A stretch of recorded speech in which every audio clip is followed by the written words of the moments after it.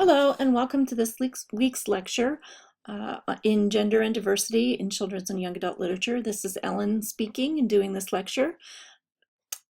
This week I want to just continue to give a little background information on the history. We didn't talk explicitly about it, and we will talk more as we in different places through the lecture, but I just wanted to give you an idea of how long people have been talking about the need for diversity in children's books. For example, in 1931, poet Langston Hughes wrote in the Children's Library Handbook, in an article called Books and the Negro Child, that faced too often by the segregation and scorn of a surrounding white world, America's Negro children are in pressing need of books that will give them back their own souls. They do not know the beauty they possess. So if you think back to the article we read last week, this is an example of why mirrors in books, he's talking about the mirrors in books, that African American children needed to see themselves in books in order to feel good about themselves, which I think it's just so interesting and so sad that this has been talked about for so long. We're going to look at some statistics over time and realize how this conversation has progressed very slowly. 1941, an African American librarian, Charlemagne Rollins, published, the National Council for Teachers of English published her book, We Build Together, a Reader's Guide to Negro Life and Literature for Elementary and High School Use. And within this book, she developed criteria for selecting and evaluating books featuring African Americans so that she could point out how to determine positive and negative stereotypes in these books and choose quality books to have in the library that gave children positive mirrors. So while we talked about windows and mirrors, and I had you read that article about Rudine Sims Bishop and windows and mirrors and sliding glass doors, the other thing we're going to talk about throughout the semester is the quality of books. Just because a book has a diverse character in it doesn't automatically make it something that we want to use as that window and mirror, because it might be harmful to the person looking at it and looking in the mirror at this book. It could be a negative or derogatory stereotype or depiction that will not be useful or helpful to the student looking to find mirrors. If we go forward to 1965, this is a seminal article that's cited most often when the history of the discourse and discussion on diverse literature is introduced. Nancy Larrick was the author in 1965 of a study called The All-White World of Children's Books, published in Saturday Review. She looked at 5,000 books, children's books published in 62, 63, and 64, and found that only 6.7% depicted African American characters. And she was, if I remember correctly, she was pretty loose in it. Just had to be a character. This doesn't even mean that it was a major character, but that there was an African American character. Might not even have been a good representation or a good depiction or something we'd want to see in it, but she just counted characters. And she declared that although his light skin makes him one of the world's minorities, the white child learns from his books that he is the kingfish, because he sees himself very easily.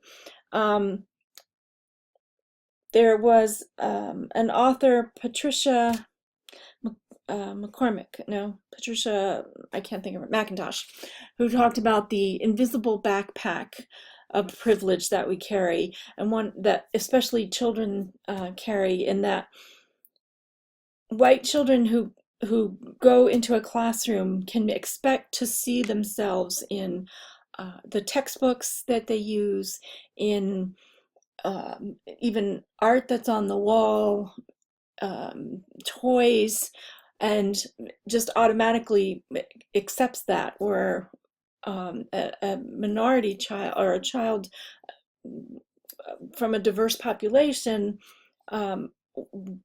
doesn't have that privilege. They might not ever see themselves in a textbook. It's getting better, but at one point there was little chance that they would see themselves in a textbook. You think about an African American, probably the only place they'd see themselves in a textbook was either discussion of slavery or civil rights, and not necessarily any of the other events that went on in world history or even day-to-day life that went on. So this privilege of being able to see yourself in wherever you go in the world, wherever you go in the classroom or in the school or in the toy store, doesn't automatically carry over to minorities, to a diverse population might not see themselves. So some statistical history, the Children's Cooperative Book Center tracks, since 1985, they began in 1985 tracking the number of books that are, they began by looking at books by Black illustrators and authors. And this was triggered by the Coretta Scott King Award, which is given to Black illustrators and authors of books. And they wanted to kind of get an idea how many were eligible. And when they counted of 2,500 books, only 18 books were in 1985 were created by Black illustrators or authors. That's 0.72. That's less than 1% of all the books published for children. And children is using a very wide lens, were by Black illustrators or authors. They began tracking additional statistics, and I'm going to show you in a minute, but in 1999, out of 5,000 books, 82 were by African Americans or African Americans, which is 1.64. That's not much of an improvement. And 201 books were about African or African Americans, had African American characters in them, a whopping 3%. So you can see the Children's Book Cooperative does their statistics, and they started back in 1985. And for quite a few years, they only tracked the total number of books by Black authors and illustrators because that's what they were looking at that point. They went on to look at other populations, people of color and First/Native nations. So they split out by and about African American, but combined them for Asian Pacific, American Indian, Latino. And then they started splitting them out. And actually, I've noticed in the last 3 years, actually from 2002 on, they split out by and about. And this is important, something that we're going to talk about and look at. And this is actually, I'm going to talk at the end about your author study. One of the things I want you to do is do an author study about somebody from a diverse population, an author or illustrator who themselves belongs to a diverse population, because are issues of authenticity when books are written by somebody from within the culture as opposed to somebody from outside of the culture. And you can see that even 2017, while there were 122 books by, and this could be illustrator or author, by Africans or African Americans, 340 were about them. So there were a lot more voices, a lot more books written by people from outside the culture about the culture. And we'll be talking throughout the semester about why that's important and how that makes a difference, and what can be some of the issues if more people are writing, if it's not from within the culture, how you understand the culture. And actually, one of my next slides, so the CCBC Cooperative Children's Book Center. They write about their what we count, how they count them, and they write articles generally every year about kind of overviewing this each year. That chart that I showed you last week with the upswing were from Statistics by CCBC, and you can take a look at this if you'd like to explore them a little bit more and read more about them. But in talking about authenticity, one of the things I wanted to talk about and that I've given you a reading on this week is reader response theory, which some of you may know something about and some of you may not. And basically, what reader response theory, and I'm looking at Louise Rosenblatt particularly, although there are other people who work on it. Rosenblatt works on it within the education.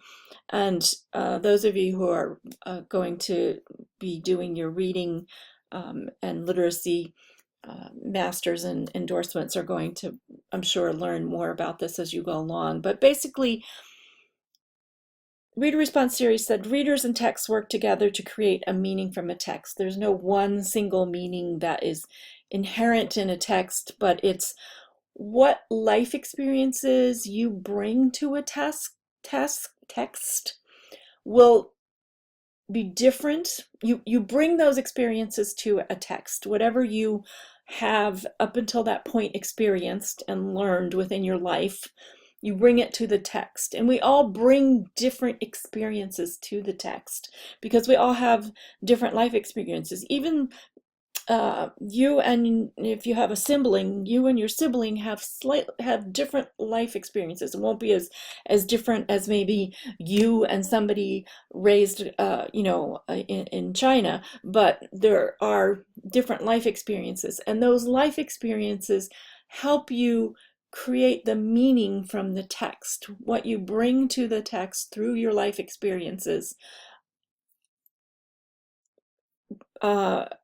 helps you understand the text and interpret the text.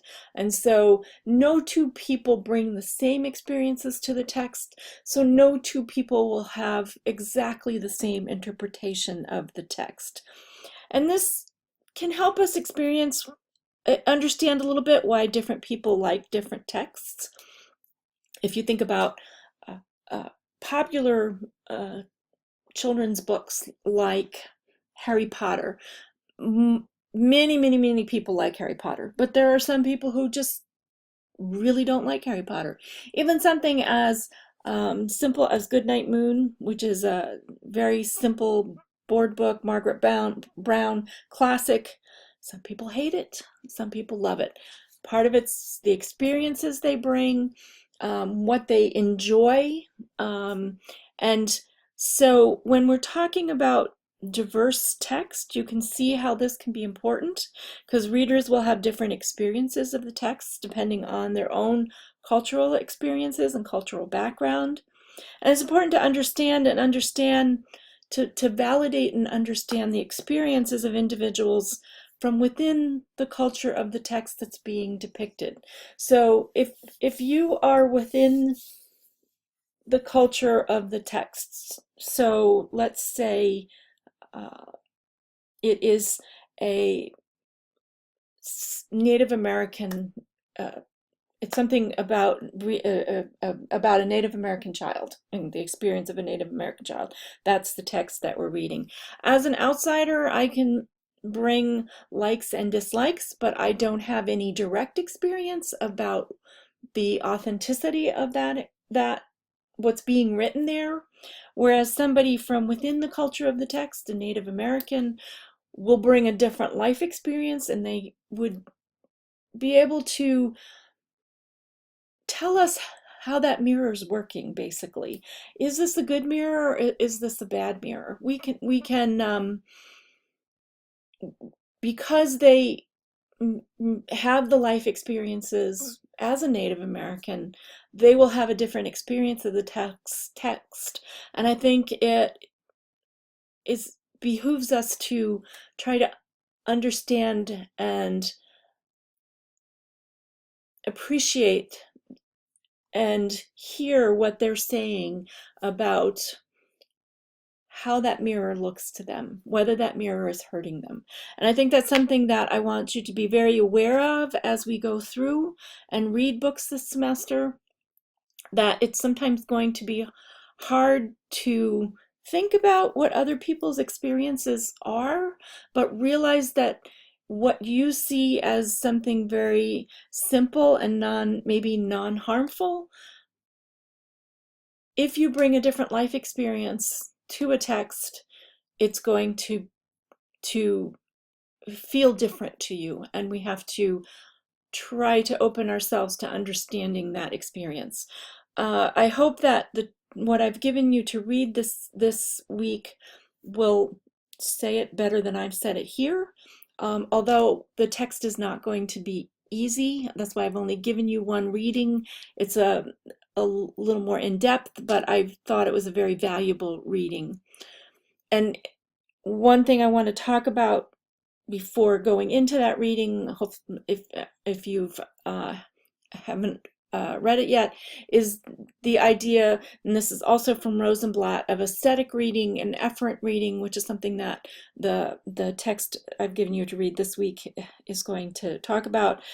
So you can have different purposes for when you come to a reading. So an aesthetic reading would be experience the work, the reading that you're doing, enjoying it for the experience of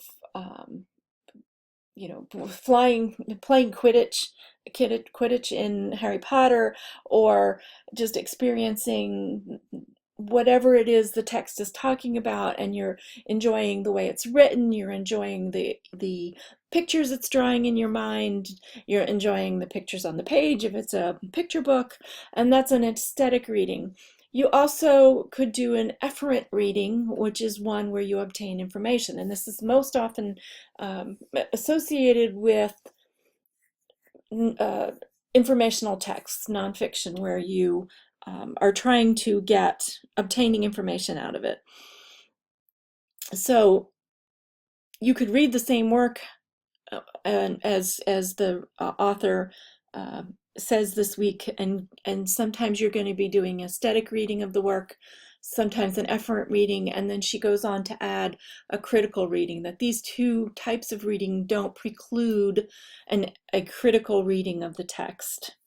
And sometimes you're going to be doing, when we talk about windows and mirrors, sometimes you're going to be reading the text for the experience, and then you might also learn about another culture. So you may also come back and read the text another time for obtaining information. And then she suggests we can also read the text critically to see, does this text work as a multicultural text? So hopefully the reading and the lecture together will give you some idea, and I'd like to talk about it in the discussion also, because I think this is kind of a framework I want to give you to going into the text reading of diverse texts that we're going to begin next week with LGBTQ texts. I want to remind you that this week, you're going to be starting your blog with an introduction. So this week I want you to take the opportunity to set up your blog and do an introductory post. The directions are all there, and including Lawrence has set up, given you instructions for how to set up the blog, and then what to include going forward in the weeks after this as you read. In addition, each week you're going to be blogging about one book, and then we're going to add a discussion board where you're just going to post the two books that you've read, the title and the author of the two books that you've read. And then if you want to have any discussion with other people that have read the same books as you can do that within that discussion board. Also, we're going to be putting up the more information about each of the assignments, and the author study, we're going to have you do an author study. We're going to have you record it using Screencastify, which Lawrence has given you instructions for how to do that. And we're going to do 3 each week because I'd like us all to look at the author studies so that we can all learn about them. And so we only want to post 3 each week. So we're going to be doing them in week 6, 7, 8, and 9.